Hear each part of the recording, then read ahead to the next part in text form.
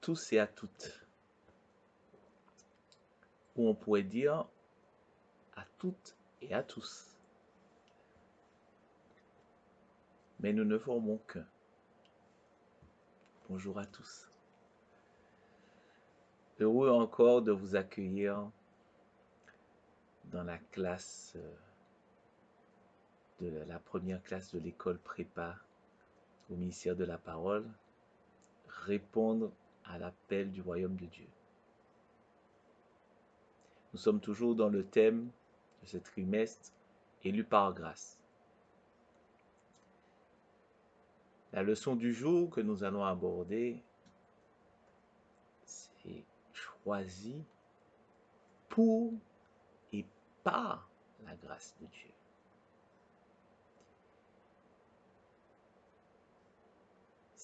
C'est une joie immense de recevoir cette leçon. Je vous souhaite donc une bonne écoute, d'être attentif, concentré pour recevoir les vases d'honneur que vous êtes. Soyez bénis.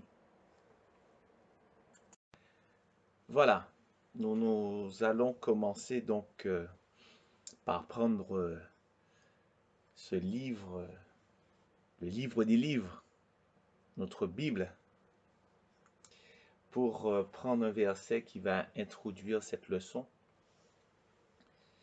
Il se trouve dans le livre, la lettre de l'apôtre Paul aux Éphésiens. Oui, alors prenez donc Éphésiens 1, chapitre 1, et nous allons lire du verset 4 au verset 5. Éphésiens 1, chapitre 1, du verset 4 au verset 7. Allons-y. En lui, Dieu nous a choisis avant la création du monde pour que nous soyons saints et sans défaut devant lui. Dans son amour, il nous a prédestinés à être ses enfants adoptifs par Jésus-Christ. C'est ce qu'il a voulu dans sa bienveillance, pour que nous célébrions la gloire de sa grâce, dont il nous a comblés dans le bien-aimé. En lui, par son sang, nous sommes rachetés, pardonnés de nos fautes, conformément à la richesse de sa grâce. Dieu nous l'a accordé avec abondance en toute sagesse et intelligence. Amen. Amen. Je vous invite à ce que nous puissions prier. Seigneur, ô Dieu, je te rends grâce pour ton invitation, pour ton appel, Seigneur, qui repose sur nous. Oui, avant la fondation même du monde, tu nous avais prédestinés en ton Fils Jésus-Christ pour célébrer ta gloire. Alors je te prie encore que tu utilises ma bouche afin, Seigneur, que ta parole soit éclairée, soit révélée dans les cœurs, dans les pensées. Je bénis ton Saint-Nom pour ce que tu feras. Oui, tu as dit là où le péché a abondé, la grâce a surabondé. À travers cette parole de ce jour et cette leçon, que tu puisses encore nous élever à la stature parfaite de ton Fils Jésus-Christ. Oui. Je t'ai prié dans le doux et précieux nom de ton Fils Jésus-Christ et pour ta seule gloire. Amen. Voilà. Donc, la leçon précédente, nous avons donc vu que nous avons été élus, choisis grâce à l'alliance de Dieu. Et aujourd'hui, nous allons voir que nous avons été choisis pour et par la grâce de Dieu. Tout ce que Dieu fait a un but. Tout, du plus petit au plus grand. Tout a un but. Même les microbes, et autres, le poison, tout a un but. Dans toute la création, on peut voir que même dans le monde visible et dans le monde invisible, chaque chose, chaque création a un but, a un rôle dans le plan divin de Dieu. Même Satan et ses agents ont leur rôle dans la gloire de Dieu. Les ténèbres sont là pour pouvoir distinguer la lumière. Les choses informes donnent la distinction des choses qui ont une forme.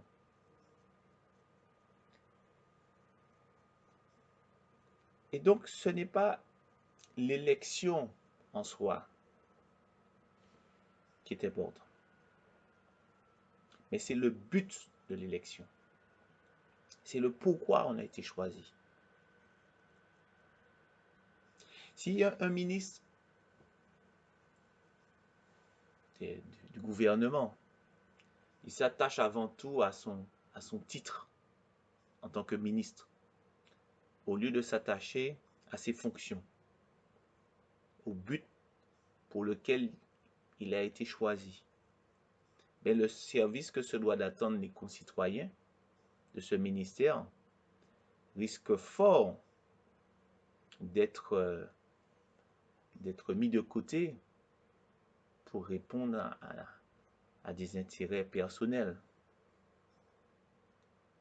Nous devons donc rechercher le but de notre élection. Et pour ce faire, il faut remonter à la genèse de l'histoire, des choses, de la création, pour comprendre. Parce qu'avant nous, il y avait quelque chose. Après nous, il y aura quelque chose. Mais il est bon de savoir comment les choses sont parties, d'où sont-elles parties, pour mieux comprendre le but en soi. Et dans ce verset, il est dit que nous avons été élus avant la fondation du monde, pour que nous soyons saints et irrépréhensibles devant lui. Donc, on peut souligner bien le fait que nous avions été élus. Oui, mais c'est avant la fondation du monde. Là, ça c'est important. Avant la fondation du monde. Et tout de suite après, dans le verset, il est dit pour que. Donc, il y a une raison de notre existence. On peut passer notre vie à poursuivre des buts, un but professionnel, un but sportif ou même une quête de un certain bien-être, en somme. Le bien-être de notre famille, voilà, donc le bien-être même de la société, en somme. Mais ce qui est fondamental, c'est qu'il faut rechercher le but pour lequel nous sommes venus dans ce monde. Et seul Dieu peut nous le révéler. C'est celui qui a créé qui peut dire pourquoi on a été créé. Et non l'inverse. C'est pas la créature qui dit bon ben j'ai été créé pour ça, j'ai été créé pour ça. Non.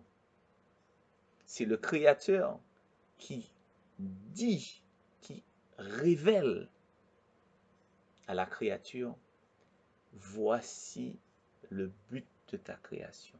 Voici pourquoi je t'ai créé.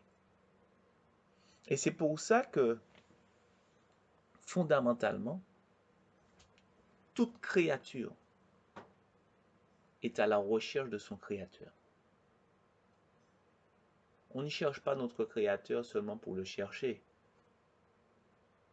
On cherche notre Créateur pour avoir la révélation du but de notre rôle à jouer. Parce que nous sommes comme une pièce d'un puzzle qui doit s'emboîter dans une carte. Et tant que cette pièce n'est pas à sa place, elle n'est pas heureuse. Elle n'est pas bien, comme on dit. Donc c'est fondamental de rechercher le pour.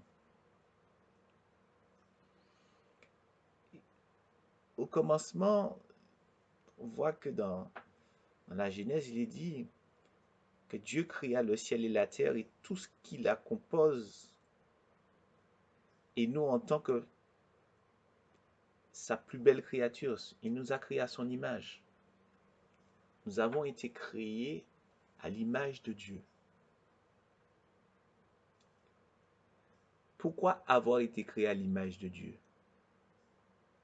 Pourquoi les autres créatures, les animaux et autres, qui ont des traits de caractère et autres, certains représentent la force, d'autres la puissance, d'autres la sagesse et autres.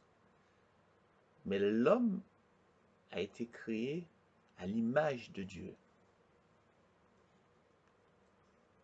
Les animaux ont une facette de Dieu.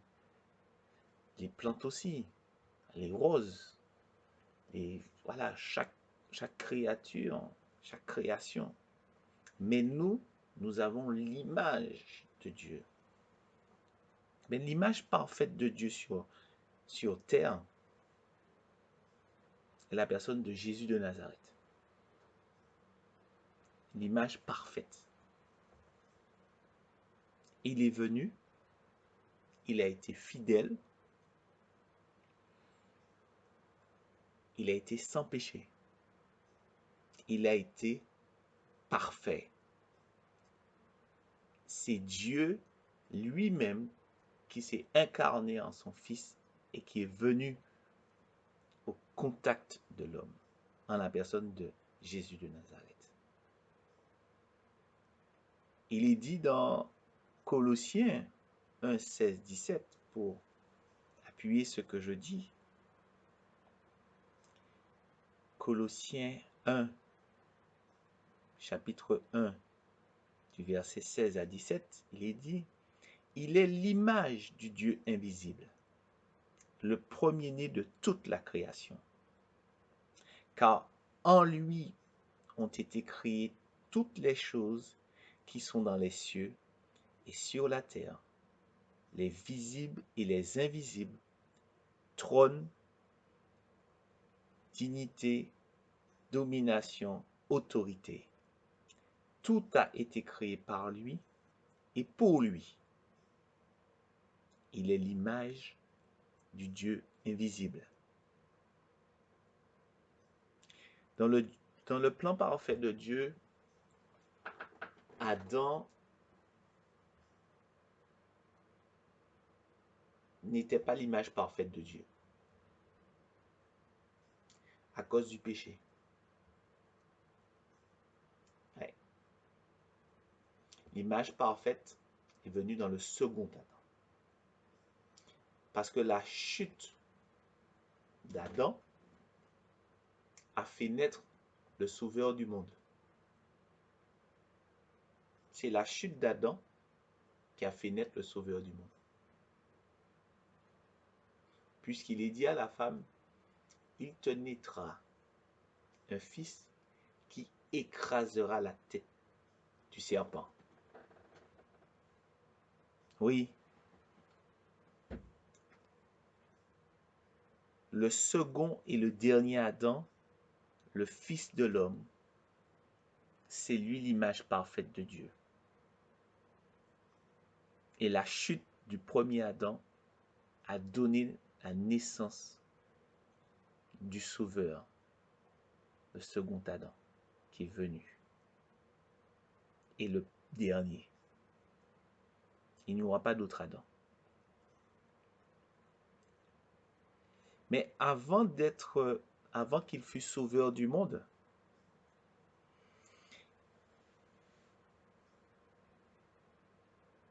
Jésus est à l'origine de tout, de toute la création. Puisqu'il est dit dans Colossiens qu'on a lu, car en lui ont été créées toutes les choses qui sont dans les cieux et sur la terre, les choses visibles et les choses invisibles. Donc c'est en lui que les choses partent.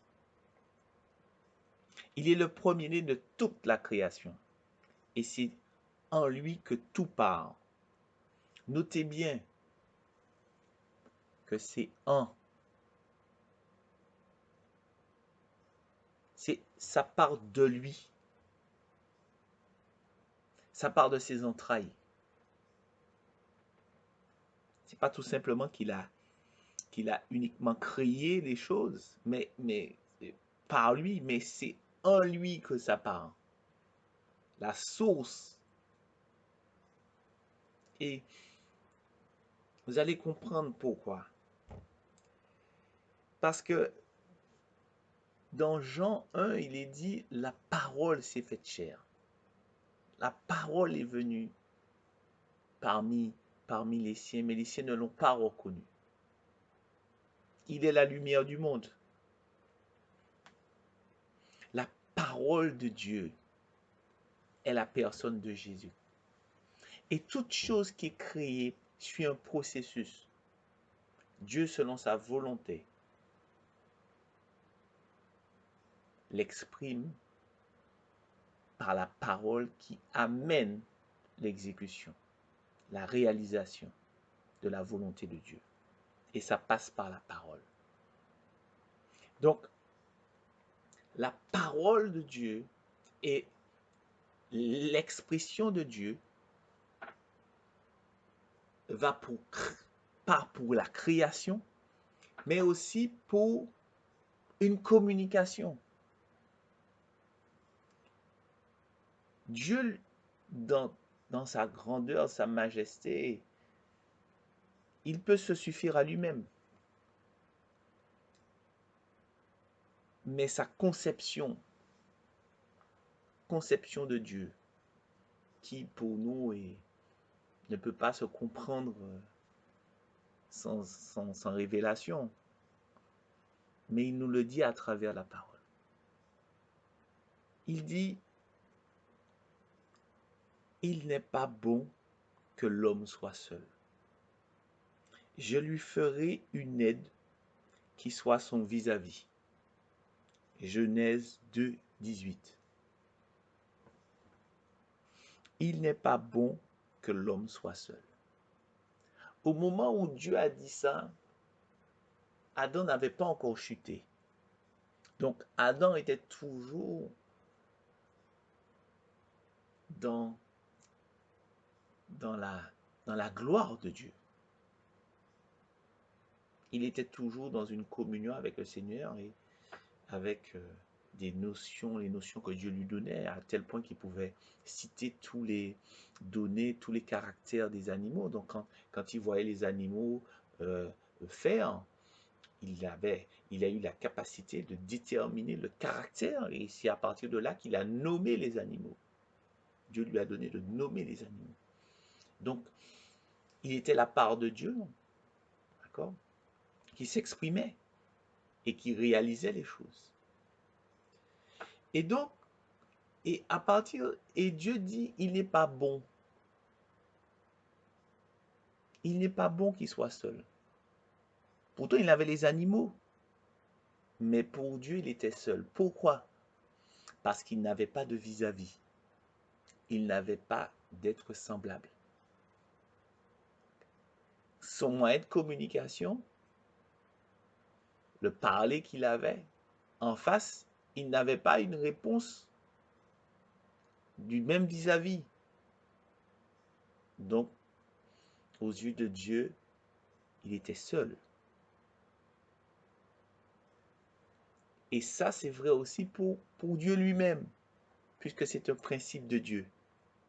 Il n'est pas bon que l'homme soit seul. Il n'est pas bon non plus que le Fils de l'homme soit seul. Je lui créerai un vis-à-vis, une cote. Je lui ôterai sa cote. Et à partir de sa cote, oui, je lui créerai un vis-à-vis. Et lorsque Adam s'est réveillé, après avoir vu tous les animaux, après avoir distingué le caractère de tous les animaux, il n'a trouvé en aucun de vis-à-vis. Mais quand Ève a été créée à partir de sa côte, là il a dit os de mon os, chair de ma chair. Il a eu ce vis-à-vis. Dieu nous a créés en son Fils Jésus-Christ pour être le vis-à-vis de Jésus. Et le vis-à-vis de Jésus, c'est Dieu lui-même. Jésus, c'est Dieu. Jésus, c'est Dieu. C'est Dieu incarné. C'est le moyen que Dieu a de communiquer avec l'homme. Parce que Dieu est esprit. Donc la parole qui est créée, qui sort de Dieu, est là pour que l'homme soit en communication avec Dieu. Parce qu'il n'est pas bon que Dieu soit seul. Non, il n'est pas bon que Dieu soit seul. Et Watchmani disait, d'un seul, deux ont été produits. De ces deux, il n'y en a eu de nouveau un seul. C'est le mystère de l'Église, au sens où ce qui provient de Christ retourne à lui. Puisque Dieu dit, par le biais du mariage, il dit, l'homme quittera son père et sa mère et s'attachera à sa femme, et les deux ne formeront qu'un. En somme, la femme provient de la côte de l'homme, la côte qui a été ôtée, et par le biais du mariage, l'union que le Seigneur a créée, et comprenez bien, recevez encore cette notion d'union spirituelle en Christ, seul qui est capable de le faire, parce qu'il n'y a pas deux qui soient capables de le faire. Sur terre, il n'existe pas ce lien. Et Satan non plus ne peut pas créer ce lien, parce que Satan, c'est un diviseur. La seule personne qui peut lier là où l'unité existe, c'est en Christ. Donc le mariage, le retour de la côte d'Adam qui est Ève en Adam, ne peut se faire qu'en Christ, qu'en Dieu. Et c'est ce mystère de l'Église. L'Église a été ôtée de la côte de Jésus. Elle a été conçue à partir de la côte de Jésus. Pour ensuite, par le biais du mariage, par le biais de l'alliance, pour reprendre sa place. Ce qui a deux ont été ôtés pour finalement que ces deux reviennent à un. Ce qui a été ôté de Christ est prévu de revenir à Christ. Et Christ est la grâce de Dieu. La parole est la grâce de Dieu. On reçoit la parole. C'est parce que on reçoit la grâce de Dieu, on reçoit les bénédictions par la parole de Dieu, puisque tout a été créé par la parole. Donc la grâce qui se manifeste dans notre vie, la grâce de Dieu qui se manifeste dans notre vie, se manifeste par la parole de Dieu. Donc la grâce de Dieu est Jésus. Donc nous avons été créés pour la grâce et par la grâce et en la grâce de Dieu. Nous avons été, avant même la fondation du monde, nous avons été conçus en lui. Ensuite, nous avons été ôtés de lui pour revenir à lui. C'est le mystère de l'amour de Dieu.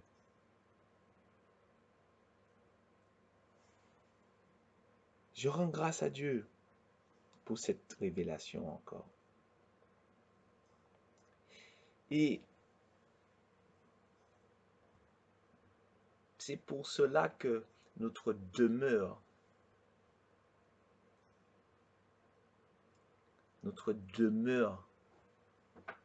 se situe où? Est-ce que c'est sur terre? Non. Notre repos n'est pas sur terre, notre demeure n'est pas sur terre.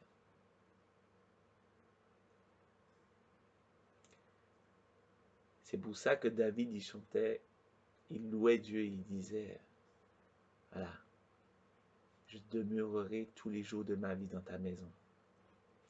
Notre demeure éternelle se situe en Christ. Quand la côte reprend sa place. Oui, quand la côte reprend sa place. C'est pour ça qu'on comprend que sur terre, nous sommes des étrangers. Nous ne faisons que passer. Nous sommes sortis de Christ. Nous sommes sortis de la grâce de Dieu. Nous sommes venus sur terre, nous avons été posés sur terre, façonnés, pour ensuite revenir à lui. C'est cela notre but. C'est pour revenir à lui.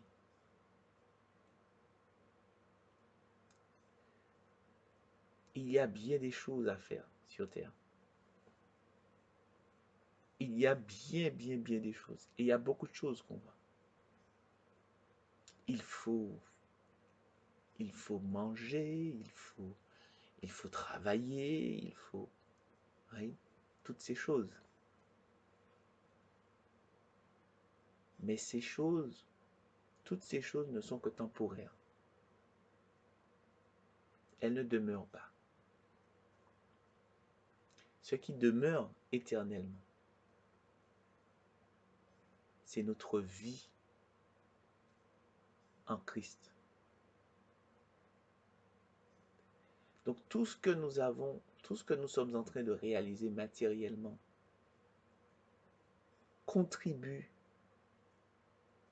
à notre retour en Christ. Tout est lié.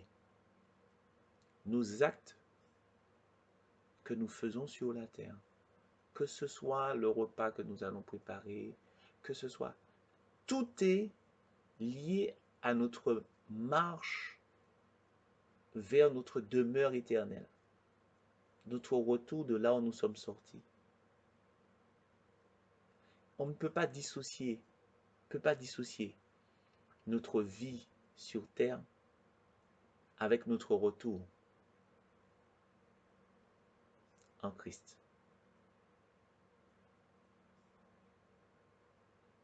Parce que c'est un chemin.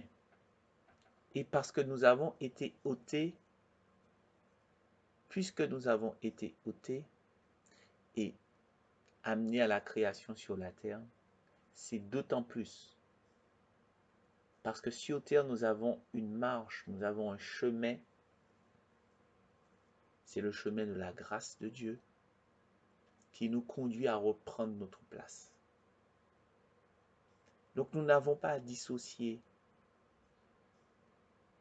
notre demeure éternelle de notre marche sur cette terre. Notre marche, tout ce que nous faisons, tout ce que nous disons, tout ce que nous regardons est dans le plan de choisi pour et par la grâce de Dieu. Et c'est pour cela que nous allons terminer par ce verset dans Éphésiens au chapitre 2. Je vous invite à prendre de nouveau la parole. Éphésiens au chapitre 2, du verset 8 au verset 10. Il est dit, car c'est par la grâce que vous êtes sauvés, par le moyen de la foi. Et cela ne vient pas de vous, c'est le don de Dieu. Ce n'est point par les œuvres, afin que personne ne se glorifie. Car nous sommes son ouvrage, ayant été créés en Jésus-Christ pour de bonnes œuvres que Dieu a préparées d'avance, afin que nous les pratiquions. Oui.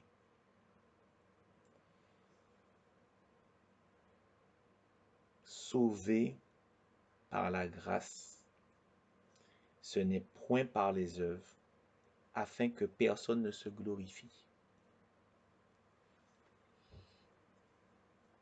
Voyez, on peut prendre ce verset sur deux facettes. La première, c'est une facette de dire, ah, mais les œuvres finalement, ça compte pas. Non, c'est pas ce que la parole de Dieu dit.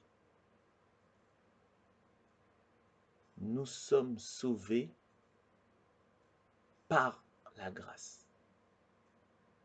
Mais parce que nous sommes sauvés par la grâce, nous produisons les bonnes œuvres. Les bonnes œuvres sont le témoignage que nous sommes sauvés par grâce et que nous marchons dans le chemin de la grâce qui nous ramène à notre demeure éternelle en Christ. Oui. Les œuvres sont la gloire de Dieu, sont le témoignage. Parce que tout ce que nous faisons est déterminé par le fait que c'est par la grâce que nous sommes sauvés et que nous retournons vers ce lieu d'où nous sommes sortis. Si nous nous écartons de ce positionnement, les œuvres ne seront plus du bon témoignage. C'est pour ça qu'il est fondamental que dès l'appel du royaume de Dieu, que cette notion de la grâce soit apportée. D'où nous sommes sortis, pourquoi nous sommes sortis, pourquoi nous sommes sur terre, et pourquoi nous sommes amenés à éclairer, pourquoi ces œuvres. Dieu nous appelle, il nous appelle. C'est merveilleux, c'est merveilleux. Cette marche est une marche pour la gloire de Dieu. Et la gloire de Dieu naît de la richesse de sa grâce. Oui. Afin que personne ne se glorifie. C'est pour ça que chaque œuvre qui sort de nous qui rend témoignage de la gloire de Dieu ne peut que témoigner que c'est par grâce que nous sommes sauvés et que c'est par grâce que nous pratiquions parce qu'elles étaient déjà prévues avant même la fondation du monde, puisque nous rentrons dans le but de notre création. Soyez bénis pour ce cours. Soyez bénis par cette notion fondamentale. Voilà, donc, c'en est fini pour aujourd'hui avec cette leçon choisie pour et par la grâce de Dieu. Donc, j'espère que cette leçon vous a, autant que moi, grandement édifié et que la perception encore de notre place, de notre provenance et de notre destinée est bien révélée en nous. Ce n'est que l'Esprit qui nous amène jour après jour. L'Esprit Saint, l'Esprit de Jésus-Christ qui nous amène à cette compréhension. Parce que nous recevons les enseignements. Mais ce n'est que l'Esprit qui nous éclaire sur ces enseignements. Alors, je vous invite encore à ce que nous prions le Saint-Esprit. Que nous demandions au Seigneur de nous révéler ces choses. Parce que face aux réalités de ce monde, nous sommes tentés de nous en éloigner et de perdre la foi de notre provenance. Saint-Esprit, je te rends grâce encore en ce jour. Tu as été répandu sur toute chair, afin qu'ils reçoivent la révélation que toute chose, que ce soit visible ou invisible, qu'elle soit visible ou invisible, provient de la personne de Jésus-Christ, la parole de Dieu, le Fils de Dieu, l'incarnation de Dieu, la personne de Jésus-Christ. Seul toi, Saint-Esprit, peux nous garder sur ce chemin. Le chemin de la grâce, le chemin de notre destinée. Oui, je te prie en ce que tu nous gardes, que tu gardes tous ces élèves, tous ceux qui écoutent et même ceux qui n'écoutent pas cette leçon, n'ont pas écouté cette leçon, qu'ils en soient au bénéfice. Parce que nous savons combien, Seigneur, tu as été répandu, Saint-Esprit. Je te remercie encore de nous garder de tout orgueil. Oui, car les œuvres que nous réalisons, Seigneur, ce sont les œuvres que tu avais préparées avant même la fondation du monde. Oui, c'est par grâce que nous sommes sauvés. Et c'est par grâce que nous réalisons les bonnes choses que tu as prévues d'avance pour nous. Nous te bénissons. Nous t'avons prié dans le doux et précieux nom de ton Fils Jésus-Christ et pour ta seule gloire. Amen. Amen. Et je vous dis à bientôt pour le prochain cours et c'est pas fini.